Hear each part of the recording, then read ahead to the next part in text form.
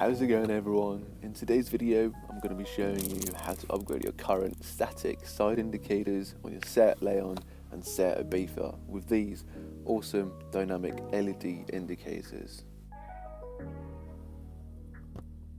The kit comes equipped with everything you need, so let's get it started. Turn your ignition on, go to your wing mirrors and pull them all the way down.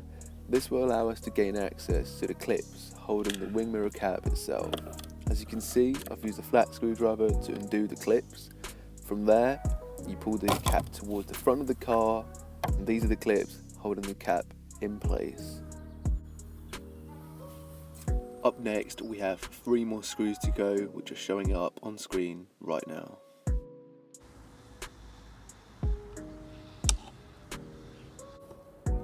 Final step, we unplug the connector, we give the indicator a little wiggle, and there you have it. It pops off just like that. As you can see, we have spiders, cobwebs, all sorts of debris, so give it a good wipe whilst you're there. And these are the final results coming up right now.